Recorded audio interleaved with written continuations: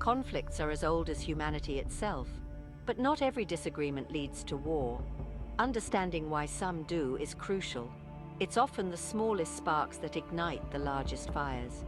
By examining how minor conflicts have historically escalated into major wars, we can learn how to better manage disputes today. This knowledge is vital in our interconnected world, where the impact of conflict can be global. War often begins not with a battle, but with a misunderstanding, a miscommunication, or a mistrust. These initial sparks, if not managed properly, can lead to devastating consequences. By studying these patterns, we can identify early warning signs and intervene before disputes escalate. The stakes are high. In the nuclear age, the escalation of conflicts can endanger not just the warring nations, but the entire planet. Hence, understanding the mechanics of conflict escalation is not just an academic exercise, it is a necessity for survival and peace. History is replete with examples where minor disputes have led to major wars. Often it starts with a seemingly trivial event that taps into deeper, unresolved issues. For instance, the assassination of Archduke Franz Ferdinand in 1914 precipitated World War I, but the real causes lay much deeper in nationalism, imperialism, and complex alliances. These triggers are like the last straw that breaks the camel's back, exposing and exacerbating underlying tensions. This could be territorial disputes, ethnic rivalries, or economic competition. What begins as a minor incident escalates as parties rally their publics, fuel nationalistic sentiments, and prepare for conflict, often out of fear or desire for retaliation. Empathy and understanding often get lost in these escalations. As tensions rise, the us versus them mentality hardens, making peaceful resolutions more difficult to achieve. Recognizing these patterns can help prevent escalation by addressing the underlying issues before they explode into conflict.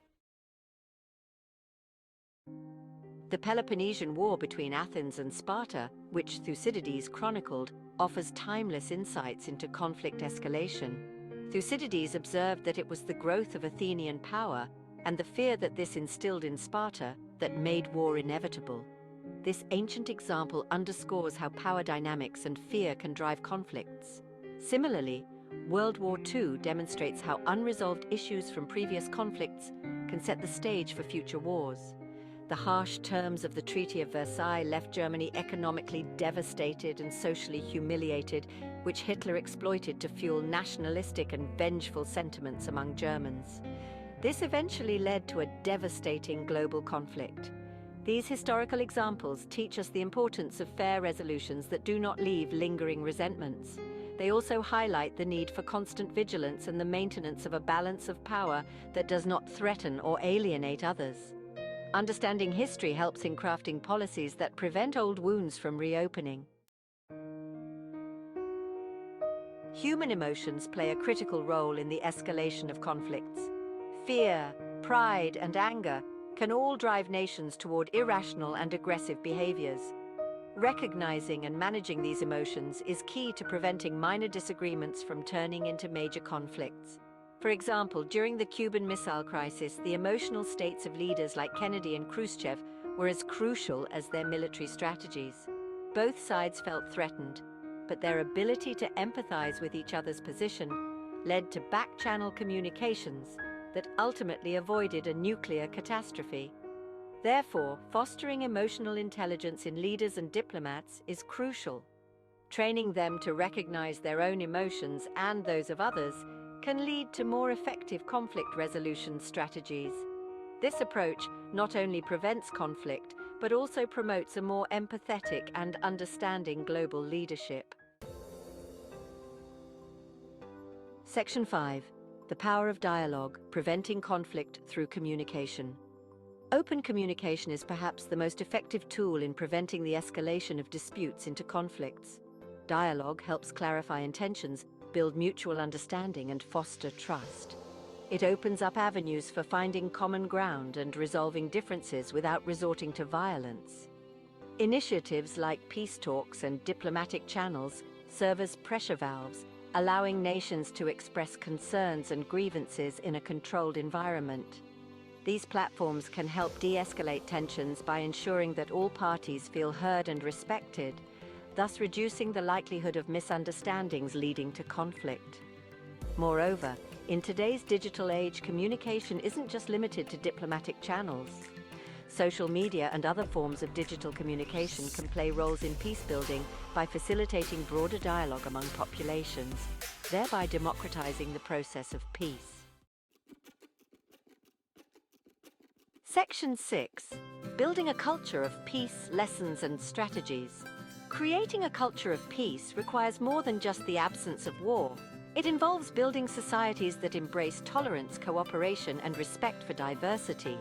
Education plays a vital role in this, as it can foster a deeper understanding of peace and conflict, teaching young people the skills they need to manage disagreements constructively.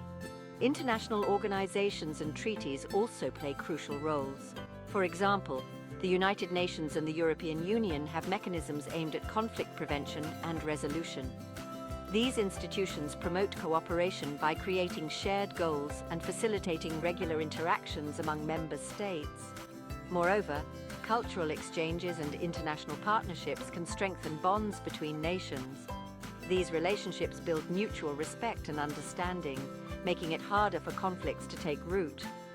Thus, a global culture of peace is cultivated not only through policies and treaties, but also through everyday interactions and shared human experiences. Section 7. Real-world examples of successful peace initiatives. Several successful peace initiatives demonstrate the effectiveness of diplomacy and open communication. The Good Friday Agreement in 1998, which helped end decades of conflict in Northern Ireland, is a prime example. It was achieved through prolonged dialogue, compromise, and the involvement of multiple stakeholders, showing the power of a multifaceted approach to conflict resolution. Another example is the peace process between Israel and Egypt, which culminated in the Camp David Accords of 1978. These agreements, facilitated by US President Jimmy Carter, highlighted the role of a neutral third party in mediating between conflicting parties and the importance of courageous leadership committed to peace. These examples not only underscore the effectiveness of diplomatic efforts, but also show that peace is possible even in seemingly intractable conflicts. They serve as beacons of hope and templates for resolving future conflicts. Section 8. Conclusion. The road ahead for peace. The journey towards global peace is perpetual and fraught with challenges. Yet, the lessons from history combined with modern diplomatic practices provide us with the tools necessary to prevent small disagreements from escalating into larger conflicts. Emphasizing empathy, fostering open communication, and building a culture of tolerance and cooperation are essential steps on this path.